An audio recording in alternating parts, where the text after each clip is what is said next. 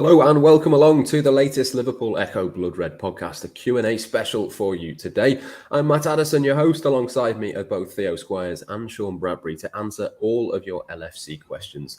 We are recording this live, so if you want to ask any questions and you haven't already submitted them on either Twitter or YouTube, stick them into the comments wherever you're watching us, wherever you're listening from. We'll get to the best of those as we go through. But without further ado, Theo, I'll come to you first. We'll dive straight into the questions that we've already got. Lots and lots of questions, predictably, around Jude Bellingham and all the excitement around him. I suppose it's inevitable that we're going to get stuff along those sorts of lines. But I think, without sort of going too specifically into this, a lot of people kind of asking really around the price tag. 131 million was the kind of reports earlier this week. That's a lot of money for any team. It's certainly a lot of money for Liverpool, a lot more than they've ever spent on a footballer. But I suppose the obvious question to start with is, would he be worth it, do you think? Worth it? You'd like to think so. Like he looks like a generational talent. There's a reason why all these elite clubs are being linked with him and are wanting him and have been tracking him.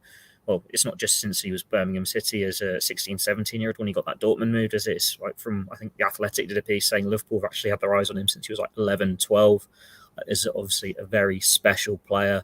We'll see a bit more of him, I think, for England tonight. It looks like he'll start that one, and he'll probably be first choice at the World Cup the way he's going at the moment. Obviously, set tongues wagging with that performance against Man City in the Champions League the other day. He's still 19. Like wherever he does next, if he signs a new contract at Dortmund, if he goes to a Liverpool, Real Madrid, PSG, Man City, whatever, he is, injuries permitting, going to be one of the very best midfielders in world football for at least 10 years, 15 years. He seems to be that good. So I think the price tag fits into that. I'm sure if Liverpool are in the conversation, the price is that, some people will be pulling out those Jurgen Klopp quotes about Paul Pogba's 90 million fee and spending £100 million on players, as it always seems to be the case. But it's the way the market's going. Like, we knew transfer fees would drop a little bit with the pandemic, but there is that recovery in it now.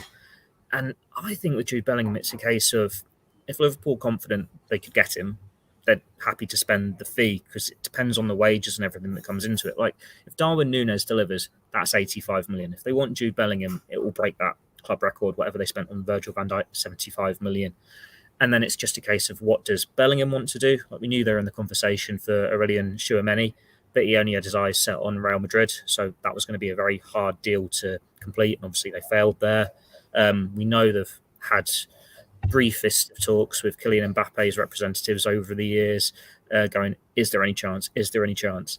And it's just, no, there's not. He wants Real Madrid or he wants to stay at PSG. They're still part of the conversation.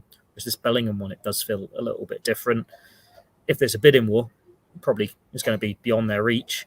But if Jude Bellingham wants Liverpool, and I'm sure every time he's with England and we see him chatting to Jordan Henderson, these rumours are only going to increase as well.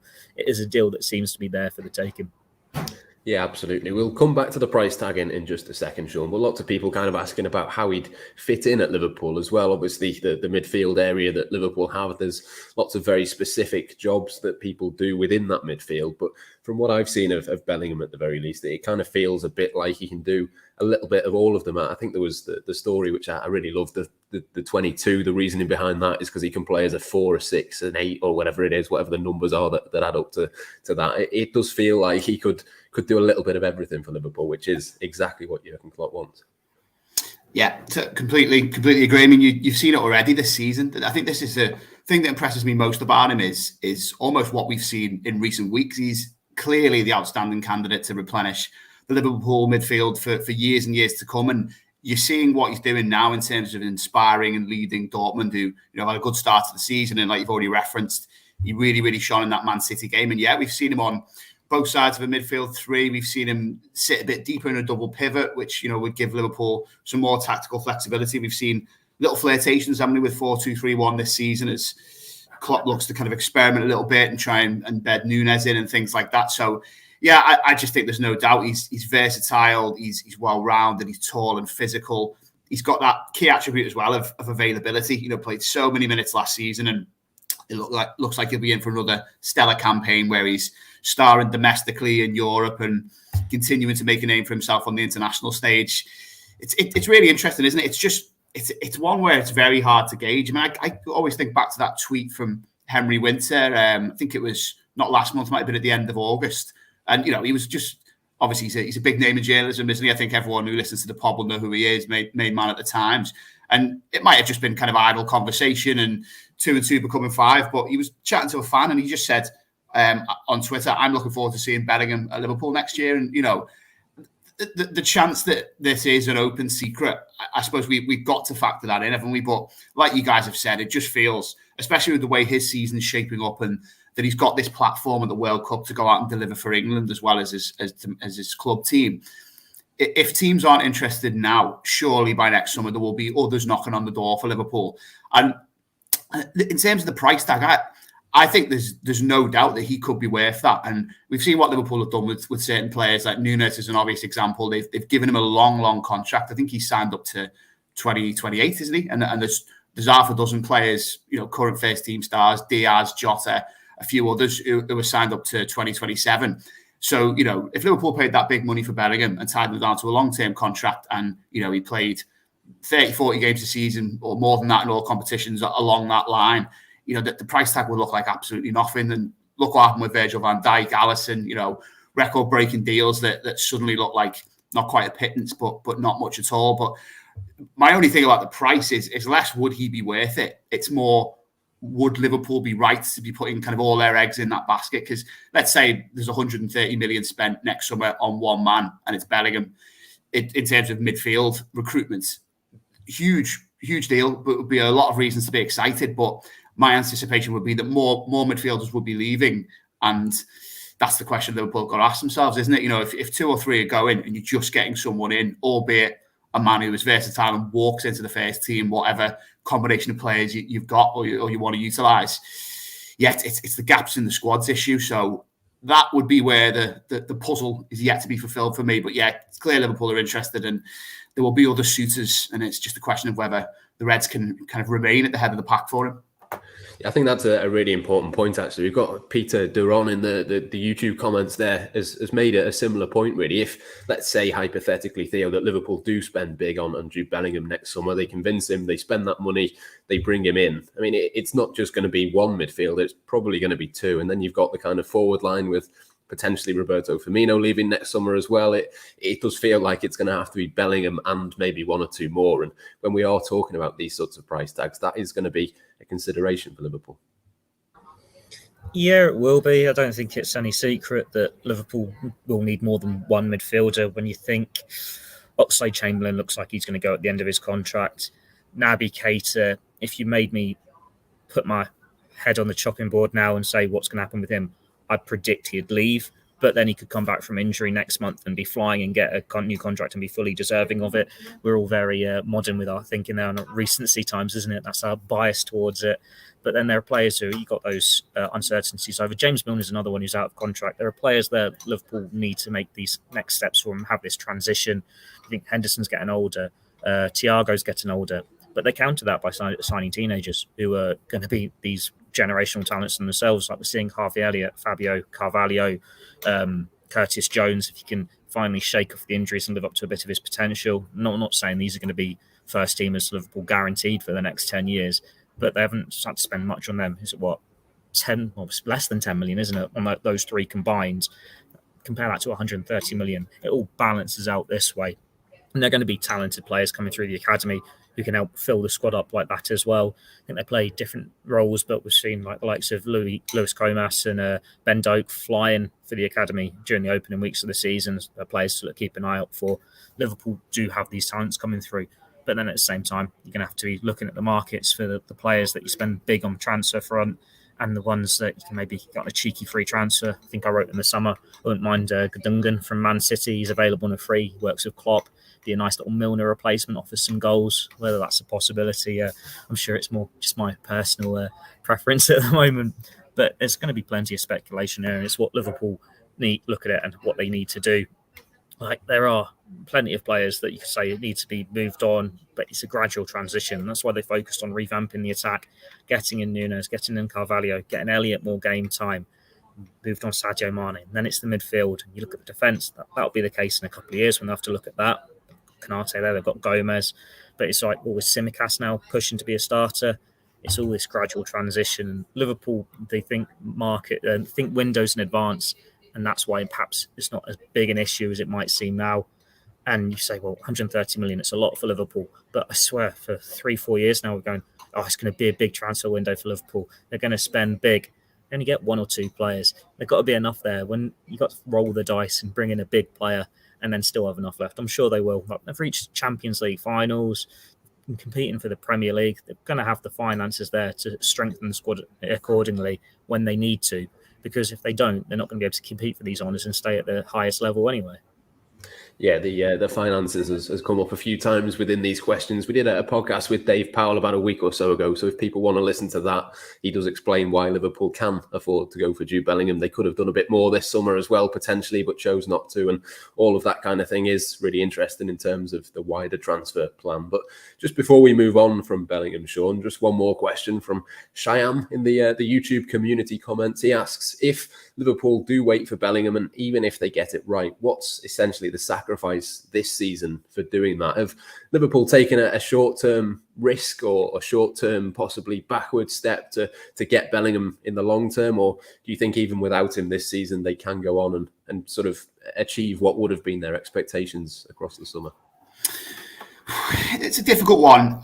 I was at the Ajax game though, and I do think the green shoots of recovery were there, and midfield is a massive part of that, isn't it? And that question's rumbled on all summer, and we saw Klopp's stance kind of right at the start of the summer was, I've got all my options, I've got all the skill sets I need. If they're all fit, tell me where the gap is.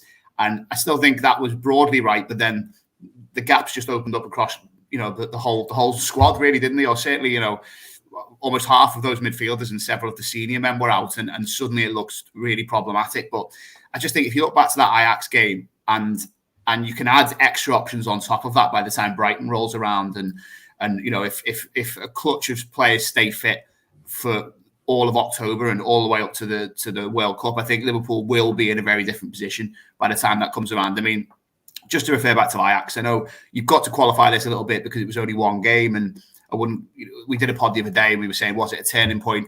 I don't think you can say that yet because it's one game. It's not in the league. That's where the difficulties really lie, because you can afford to lose 1, maybe 2, possibly even 3 group games in the Champions League. So and still get through. So the Napoli one was one you could write off, and Ajax has put that to bed a little bit. But so much looked good about it, and that's what I'm taking heart in. It wasn't just the midfield with Thiago keeping things ticking and reuniting that partnership with Fabinho that just wins Liverpool so many games, almost regardless of who the third midfielder is.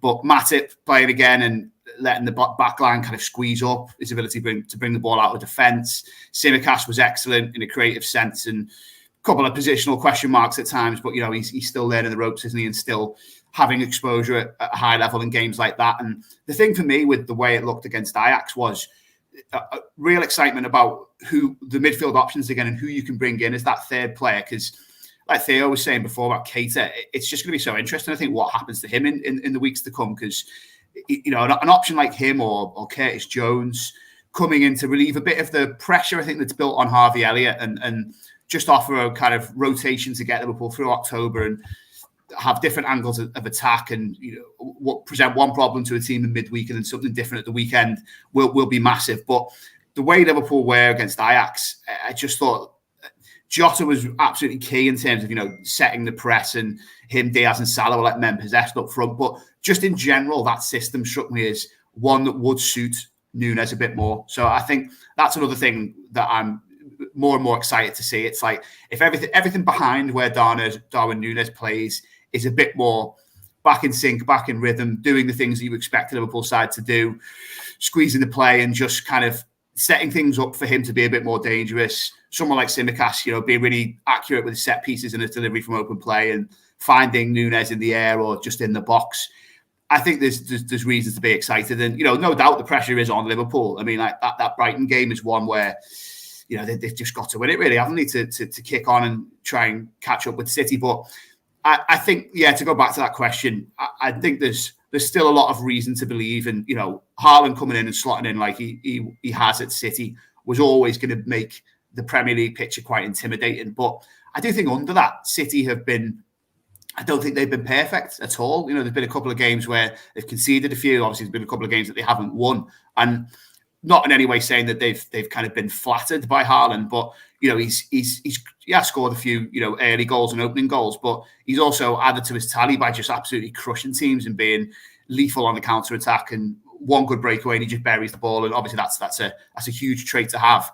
But I think there will be bigger tests for Man City, and there will be better options and kind of possibilities for Liverpool to get good results on the board in the coming weeks. So, no, I'm not at the stage now where I'm kind of worried about what wasn't done over the summer, albeit the margin for error has reduced massively for Liverpool. But yeah, plenty to be excited about still for me. Yeah, absolutely in agreement with that one.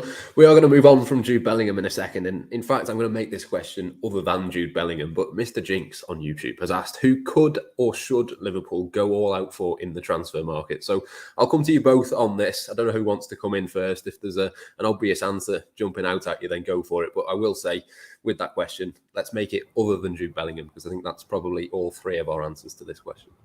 We're being realistic or not? You'd say Kylian Mbappe, wouldn't you? He's the obvious one. I think one of the reports the other day saying his contract, while it was 3 years, the third year was an option. So next summer he's into the final 12 months of his contract again. But then would we think Kylian Mbappe is going to choose Liverpool? Probably not if Real Madrid are in the conversation, but he's the one. Erling Haaland, he's been superb for Man City. We've seen how many goals he's scored. But Kylian Mbappe looks like he's going to be the next Messi, Ronaldo talent for the next 10, 15 years. He's the one who's going to be pacey. He looks like he'd fit into a Liverpool front three. He'd get all those goals. It's not going to happen, but he's the one. He's the one. Sean, is he the one for you as well? Oh yeah, very much with Theo on that. If we're the transfer committee, us three, I think Kylian's the top name on the list, isn't he? To be honest, the only ones I've considered really are midfielders. I think Liverpool's defence is fairly well set, isn't it?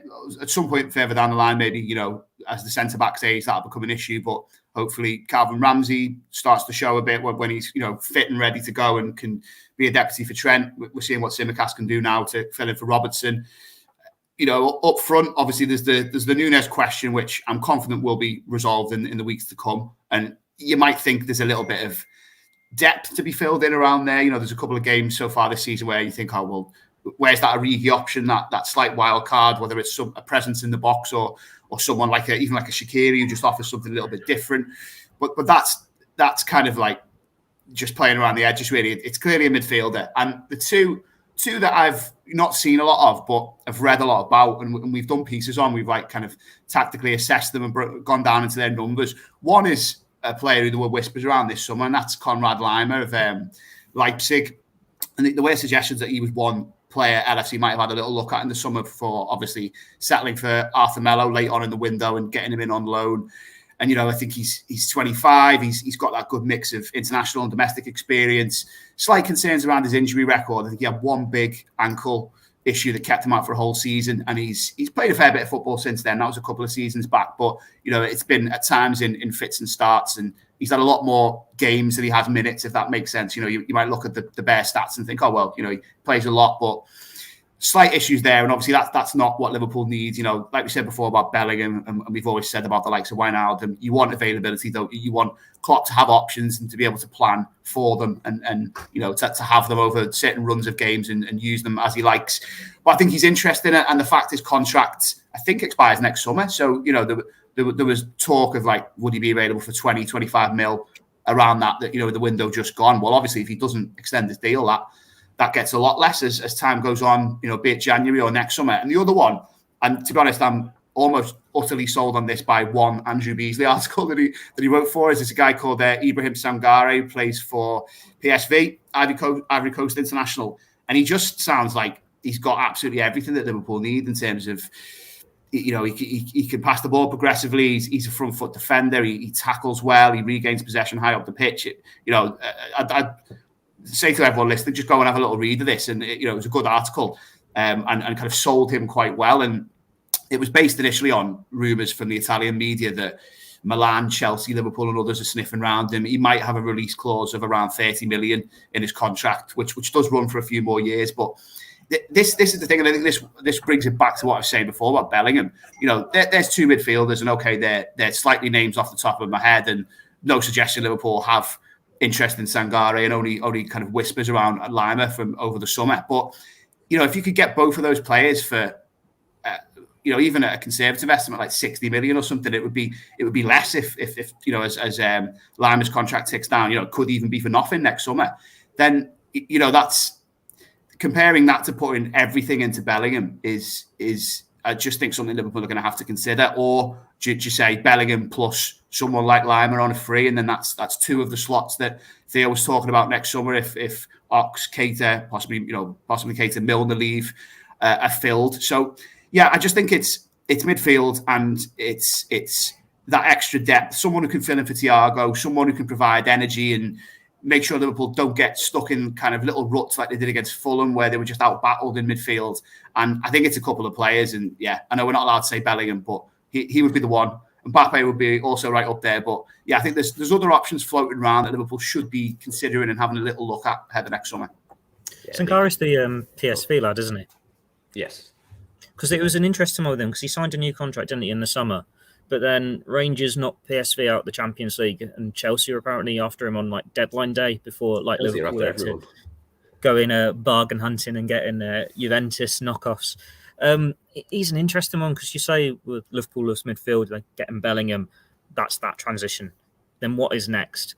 Liverpool in 2-3 years, they'll be needing to find a long-term Van Dijk replacement, a long-term Fabinho replacement, and a long-term Salah replacement. And they might already have it if you look at, say, Konate's there. Basetic could be this great number 6. Harvey Elliott, maybe, if he gets a few more goals and they put him back in a front 3, or we're looking at some of the other youngsters coming through, or maybe they'll go and spend big on the forward. But Sangare is someone who'd fit that as this big, towering number 6. But these are the roles that Liverpool are going to have to look next to for the next stage of their team. With Lima, I think the talk was, if he goes on a free, it'll probably be to Bayern Munich. But it was interesting how a player can sign a new contract at, I think it was the end of July, start of August, and then 3 weeks later, he's apparently being offered around Europe again. Not saying Liverpool will be in the conversation, because you think if he was really available and they wanted him, they might have had a deadline day inquiry go in. But it's obvious, I think, what needs to happen next to Liverpool. They spell it all out with their teams with, right, we'll revamp the attack, we'll revamp the midfield.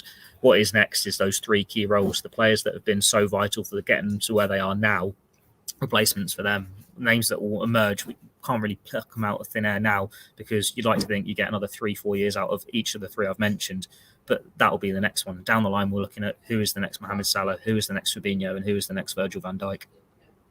Nicola Barella would be one that I would throw out there. He's one that I was really disappointed, because I saw Inter play Bayern on Sadio Mane watching. He didn't even get off the bench. I was hoping to do this lovely long read on how great a player Barella was, and I didn't even get to see him play.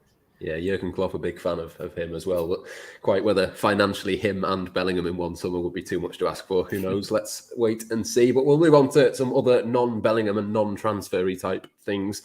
The inevitable question, and I say inevitable because we get it in every single one of these Q&As, is around a switch to a 4-2-3-1, Sean. But I've thrown it in again. I know we speak about this a lot generally and a lot on these Q&As as well. But the reason I've sort of thrown it in there again is there's probably a better argument now than ever before to make that switch. There's probably 2 or 3 players that you can think of off the top of your head that might make a little bit more sense, not least Darwin Nunez, as you mentioned before. But is now the time to have a bit of a go at that? I suppose we have seen a bit of that from Jurgen Klopp, haven't we? Particularly towards the end of matches. Is that something you'd like to see a little bit more of?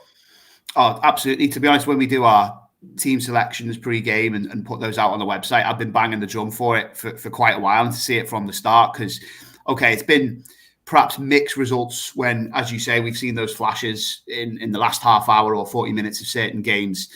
Where Liverpool have done it often because they've been chasing games, and it's maybe been a planned move to the extent that they must have worked on it a bit in training, but like maybe a slightly desperate one where it's just a case of throwing every forward onto the pitch and seeing how it goes. But yeah, I mean, I think it would be a really interesting test of the Thiago and Fabinho partnership, because clearly that's the 2 you'd have as your first choice for the double pivot. I think it would protect Liverpool a little bit against those exposures that have come in transition, and when Liverpool have been squeezing high up the pitch, and then suddenly a team has just snaked through them with nice bits of movement, 2 or 3 good passes, and then suddenly they've been away, especially down the kind of the channel on Liverpool's right. We've seen a fair bit of that. We've seen almost the same kind of goals scored a few times against Liverpool. And I just really like that idea of having a block of at least 4 players. There's 2 midfielders who are going to sit a bit deeper, your 2 centre-backs who are going to be there, obviously your full-backs and your wide players who could hopefully track back and help out as well. So I think in a defensive sense, it would help. But also, I mean, just thinking back to the Ajax game and then throwing it forward to Brighton and what comes next, I just, there's so many of the attacking players who I just don't think you can drop, and therefore seeing 4 of them in tandem in some way in a 3 and a 1 really does excite me. And like Jota, I just think has to play. He was so good. Not that he's been a forgotten man, but we said this on the last pod. A lot of the debate around team selections and just Liverpool in general has been, Nunez plan A, is Firmino plan B, and it's almost been like which one of them is going to start. And then Jota suddenly comes back and just it looks so effective in his pressing, but just in his general play. I think he has to start the next game. Diaz clearly is in good form. He's not quite picked up where he left off last season. I don't think there's still a little bit of integration to do with him, but he's looking better all the time. Salah is Mo Salah, and he's creating a lot of chances. Perhaps not quite being put in front of goal as much as we'd like to see. And then I think it would suit Nunez as we've said. And for me, I think it's a bit more of a back to basics thing that would help Liverpool defensively and find a way of almost just unleashing a front 4 with a bit of a security blanket behind them. I think maybe there would be an argument you might slightly lack a bit of cohesion at times. 4-3-3 is that such a well-drilled thing, isn't it? I was hoping against Ajax, Liverpool would revert to 4-2-3-1, and then you saw 4-3-3, not quite at its best, but at the best it's looked this season, I'd say. I know Bournemouth was a 9-0 and was a game where pretty much every shot Liverpool had flew into the net, but I do think Ajax was just an impressive performance in that respect. But against teams who are going to sit back a little bit more, not quite offer the adventure and the boldness and the commitment of men forward that Ajax did, I just think 4-2-3-1 has a hell of a lot to offer, and will help Nunez as well by just having so many players buzzing around him that will occupy defenders. And if you can get to a situation where we play 4-2-3-1 for a few games, Nunez scores a few goals, and Liverpool are just kind of back on track in the league, then I just think everything will look so much rosier. Let's move on to have a bit of a chat around Darwin Nunez as well. Theo, I'll come to you on this one. And Jamie Dodd and various other people on YouTube as well have kind of asked the question really of, was he the right type of striker to target? I know we've sort of seen a bit of a shift in that attack. It's not quite worked for Liverpool yet, but was he the right kind of player to go for? And were you surprised at all that was the man that they chose to go for in the summer? It's whether the grass is green or not, isn't it? We've seen this Liverpool front 3 with Firmino, Mane and Salah flourish for so many years, and as they got older and contracts coming to the end, it was obvious it was going to have to be broken up. We saw gradual replacements with Diaz and Jota, but the criticism was still there that your number 9 doesn't get enough goals. You're not unpredictable enough. Like Ancelotti said it after the Champions League final, it's very easy to stop Liverpool playing. So that's why they've gone for this different sort of forward. I suppose it's going to take time for him to adapt. Like, he was never going to settle in as quickly as Haaland has and get that level of goals, and probably he had to do that. He had to at least match those standards for the questions not to be asked. But you look at him, and he should be the best of both worlds. Like, Liverpool have gone for target men in the past, and it's just not worked. You think of Benteke, Balotelli to a lesser extent, Ricky Lambert. They go for these plan B forwards just because they need something in case plan A doesn't work, and they give up after a season. I don't think they're going to be giving up on Nunez after a year, because he still presses high. He's got the pace, he's got the work rate. He just needs to hit the goals. But before the red card, he was hitting the goals. He scored, 4 against Leipzig in pre-season. He scored against City, the Community Shield. He'd scored against Fulham. He causes havoc. He creates a lot of chances, but he misses a lot of chances. But then we were saying the same as Salah when he first joined as well. You'd like to think it's just bedding in, gets used to the style, gets used to the formation around him, and it will all come together. It can't just be a case of, we've got a striker that's over 6 foot now, let's just lump it to him and see what he can do, even though that looked quite effective against Everton in the derby. But I need to play to his strengths, and there's going to be this merging of it.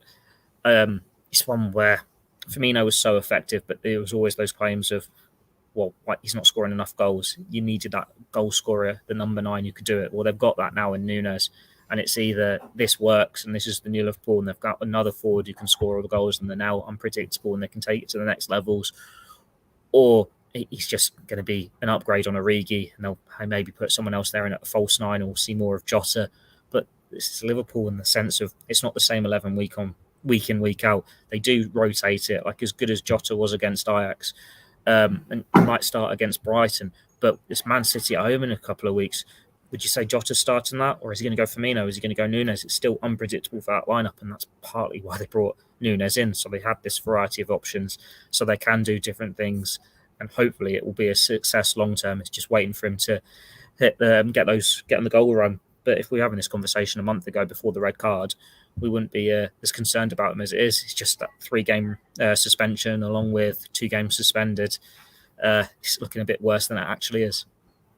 It feels a bit to me, Sean, like Liverpool have tried with Nunez to get essentially what they had with Sadio Mane the second half of last season, where he didn't do a great deal in terms of the build-up. He wasn't doing the kind of typical Sadio Mane things out wide, but you just knew as soon as the ball came into the box or as soon as it dropped in a certain area, he was going to score, he was going to get you those vital goals. And I think that's kind of it, isn't it, for Darwin Nunez? As Theo says, 1 or 2 goals, and suddenly we're looking at him a little bit like City and Erling Haaland are there. He's having 8 to 10 touches in a game, scoring 1 or 2 goals. Suddenly the perception of him completely changes. It's just that we're probably not used to seeing that kind of player for Liverpool. That's exactly it. And I think in a strange way, Liverpool and Nunez just aren't working for each other at the moment, or haven't been for most of this season, because like we were saying before, Nunez needs a team behind him, a unit that's functioning and is able to kind of put the squeeze on other teams and just constantly get that ball in and around him. And that hasn't always been happening. I don't think Liverpool have been that effective at times in possession and in terms of building pressure until, you saw that kind of, especially in the second half when against Ajax, when Thiago was just kind of working the ball around so nicely, and Liverpool were building that relentlessness back into their play.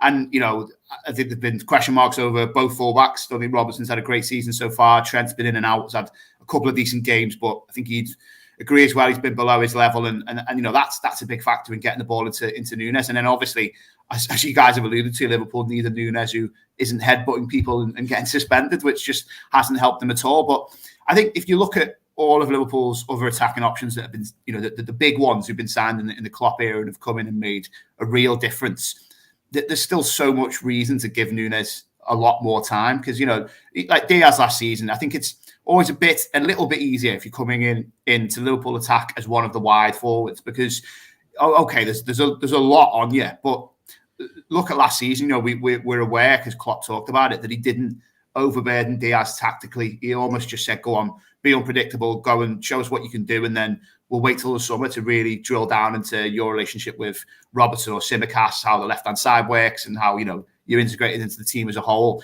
Even when Salah first came in, I got the impression there was a little bit of that, and it's the same with Mane. And there's certain positions in the Liverpool team, I think, where there is just so much more to learn and to do and to absorb, and they're basically in the middle of the park, aren't they?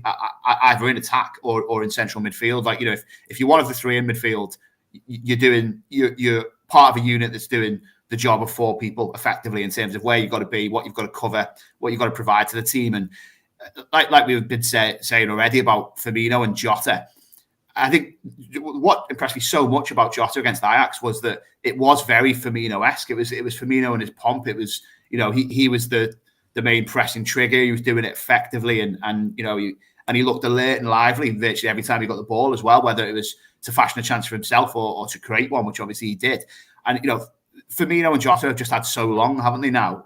Particularly Firmino, obviously, in terms of how long he's been here, to make that role their own. And it's like Theo said, it's the Nunez role will be a little bit different, but there are still elements of that he's going to have to bring to his game, and it's very different to what he's used to. So, I think he's got all the raw materials are there, aren't they? He's clearly an excellent goal scorer, a fine finisher. We've already seen flashes of that from what he's done, and in pre-season, that game where he scored 4, and as soon as he got his first one, there were a couple of them weren't the smoothest finishes ever, just slightly lucky to get that many, but then a couple were also great, and he can finish with both feet, it's good in the air, and yeah, I'm just confident we'll see plenty more of that, and hopefully starting very quickly.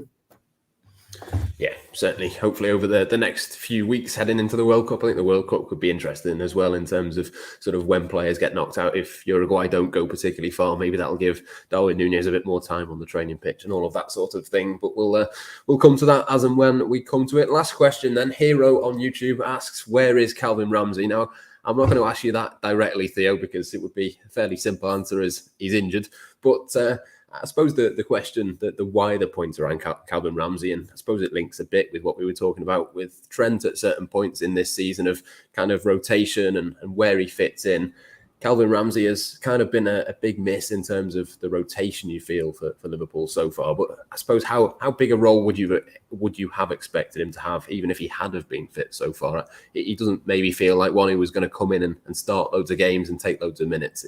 It was always going to be I suppose, a gradual process. Yeah, it was. You think when Kostas Tsimikas came in, didn't he only play like 2 Premier League games in his first season? And this was a player who's played in a number of European leagues, in European football. I think he played against Wolves, didn't he, in the Europa League only like a few weeks before he joined Liverpool.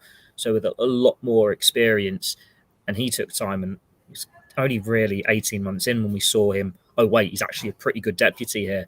So Ramsay, you think he's an 18-year-old who's barely played. He's had a year of football in Scotland. He was never going to come in and take Trent's spot straight away. And yeah, he could have been a decent rotation option, but it would have been the odd 20 minutes at the end of the Bournemouth game when you're 7-0 up. It wasn't going to be, oh, we need a goal here against Ajax. Let's change the fullbacks to rest his legs. He's a couple of years further back in that progression before he can really stake that claim. Then we need to see him to see what type of right back deputy is. Is he someone that can genuinely push Trent for the next 3 or 4 years until you have to have a difficult conversation of who is first choice there? Or is Trent so good that you're not going to get into this team? You need to move on and be first choice elsewhere. Or is he just someone who can tick a box for a few years? They'll get a profit on him. And then, like Nico Williams, and we'll see. Like, they talked up Conor Bradley so much last summer, saying he's this full international, he plays really good attacking football. He's going to be this like-for-like deputy. And he didn't play in the Premier League. So, yeah, he's doing brilliantly at Bolton. He could come back and be a squad option as well. But it seems like Trent sets such a level, it's hard to have an actual replacement for him because he's so young as well. Because he's another who could be in this Liverpool starting 11 for 10 years. And you've got Milner who can fill in. People, I'm guessing, will flinch at that one now at the age he's getting to. But Joe Gomez can still do a good job, and he was getting a few assists when he stepped in at the later stages of last season. We need to see more of Calvin Ramsay before we know what to expect from him. It's a big ask for him to come in and suddenly, oh yeah, we don't miss Trent anymore because he's reaching that standard when he's 18 years old. He's had a year in Scotland. He might be a really good player who's got it and can really push Trent on. Like, I know the club, they rate him highly. Our information from them was Klopp and Pep Linders really view him as a right back that can play exactly the way they want their fullbacks to play, and he's got this really high potential level. But we've not seen him play. He's not been in full training yet because of this injury. It shows they were happy to take their time with him. They didn't want to risk him. They just want him to get him right. They probably didn't expect Trent to have such a patchy start to the season, but he was always going to take time to bed him. Yeah, absolutely. Yeah, spoke to someone over the summer when Calvin Ramsay signed, and he said he was picking up the same sorts of positions of Trent and that kind of thing. So, yeah, he sounds like the perfect fit, but it will just take that bit of time. But I think that's all we've got time for today's podcast. Thank you very much to everyone who submitted a question. Apologies if we didn't get to yours.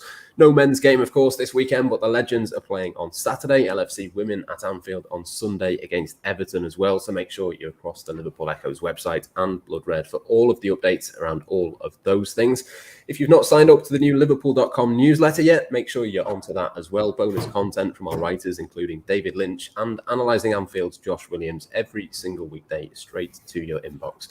For now, though, that's all we've got time for. Thank you very much for watching and for listening. And until next time, it's goodbye for now.